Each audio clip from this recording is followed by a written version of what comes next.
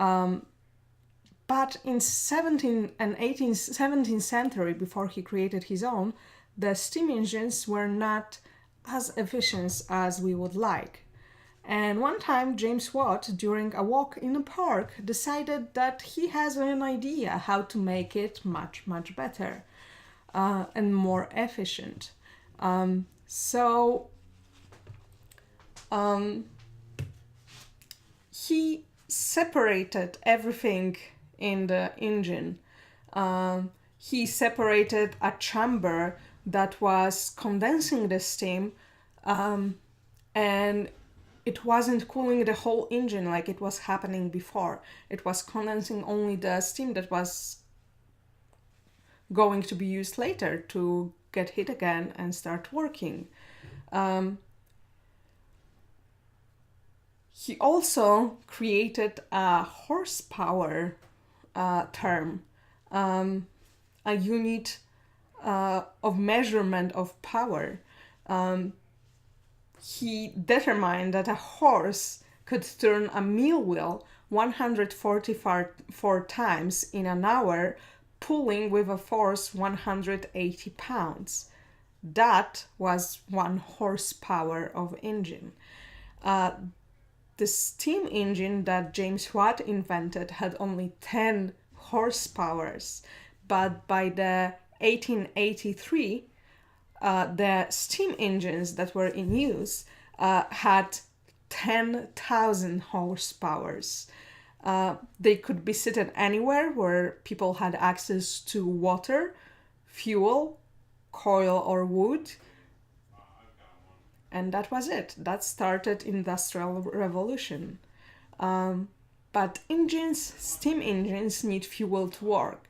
They need fuel to boil the water to create the steam that moves pistons or rotates element and creates movement. The steam engine that James Watt patented used rotation movement, but it's not the only engine that we know right now.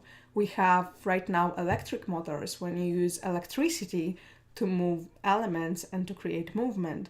We have pneumatic motors that use pressure of condensed air to move things.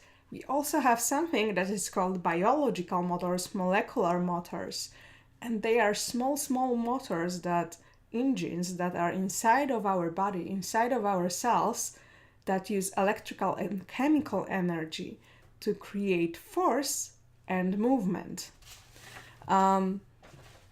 Molecular motors are responsible for muscle contraction, for cargo transport inside of our cells. They transport substances and chemicals, food, inside of our cells.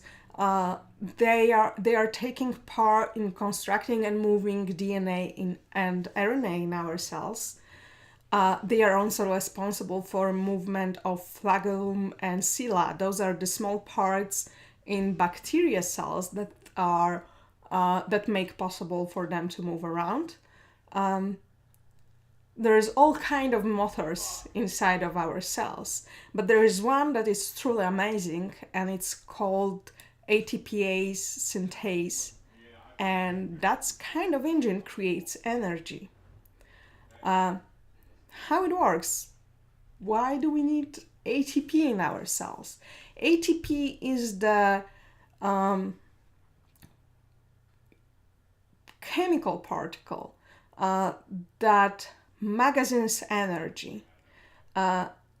ATP is the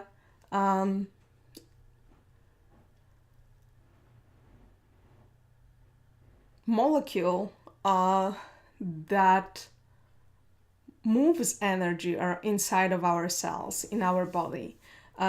Its form, ATP, is adenosine triphosphate. It's created by sugar, ribose, and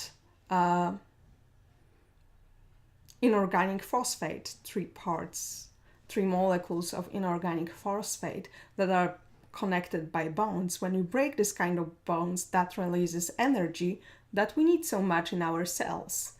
In our body, we have 100 trillion cells, and each of those cells needs energy, which is stored, not stored, it's moved around in ATP form. That's why we have 1 billion ATP molecules.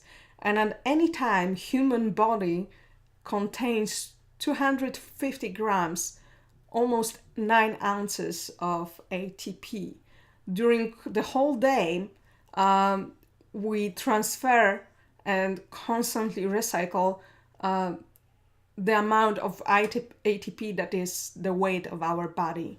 To produce ATP, we use energy that we gain from food. And 250 calories of food that we take daily turns into 400 pounds of ATP, 180 kilograms.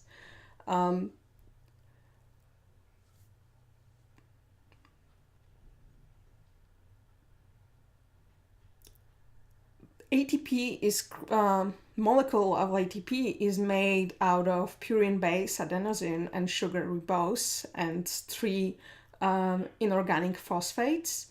To create that particles, we need energy to create it. Removal of the phosphate groups, that's what gives us energy.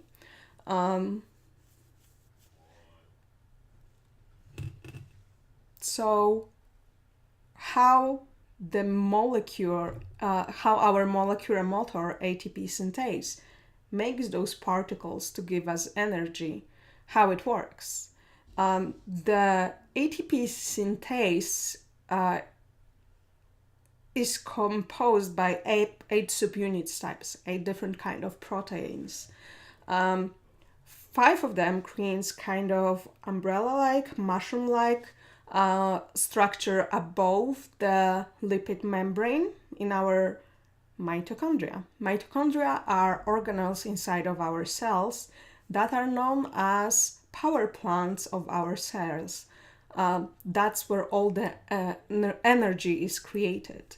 ATP synthase is inside of mitochondria in their inner membrane. The mushroom-like structure is above the membrane on the matrix sides.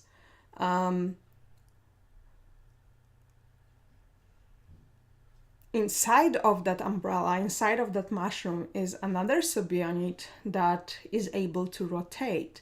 And it's able to rotate the same way as the molecules who are inside of the membrane.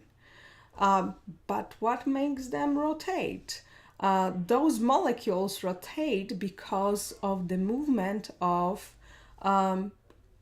protons, hydrogen ions, who can pass through the opening inside of the ATPase synthase, NTP synthase. The movement of those protons make the subunit in the membrane move, makes the subunit, the central subunit moves, and makes the transformational changes inside of the mushroom part. And each rotation creates 3 ATP particles that can be widely used inside of our cells.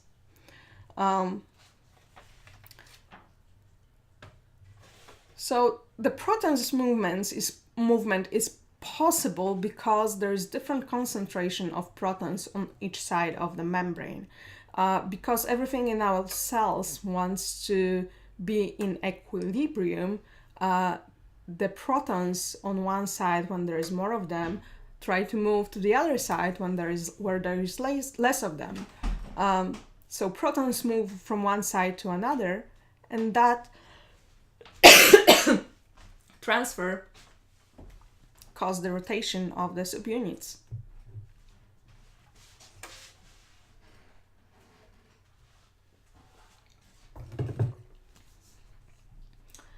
We need 15 more minutes for our cookies into the fridge. I'll check on them.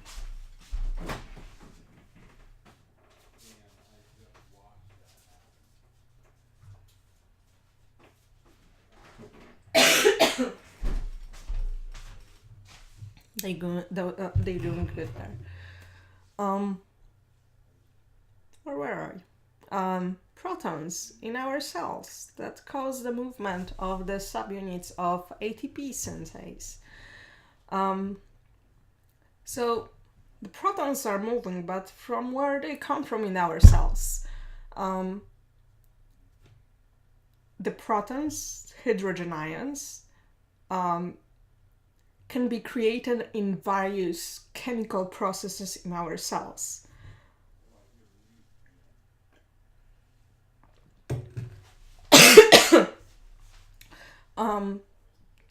The basic process that is used is called oxidative phosphorylation, and it takes place in electron transport chain. That's also in mitochondria. Electron transport chain turns our food into simpler chemical substances and protons.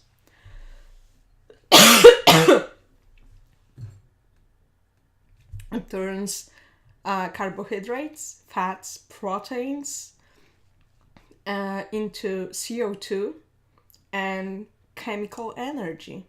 That's how we breathe. And that also creates a proton gradient, because during all those chemical processes, protons are created while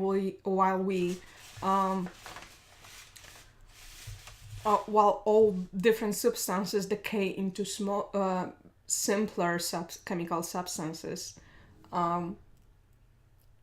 Protons are released in all those processes. The other processes that take place in our cells are glycolysis, where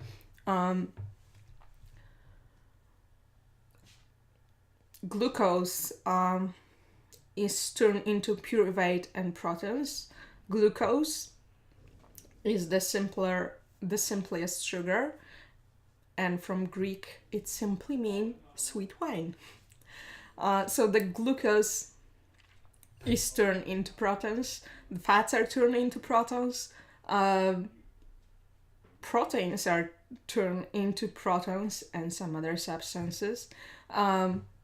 In beta oxidation process, fats are turned into broken down to acetyl coenzyme and protons. So we eat food, and in series of chemical reactions, it's digested and disintegrated and divided into simpler chemical substances and protons. Those protons are fuel to our ATP synthase, and ATP synthase, moving around in a rotation manner, gives us energy because it creates ATP molecules. And while those molecules break their bonds, they give us energy for other processes in the cells. Okay, my throat is really ticklish right now, so I'll make a short break.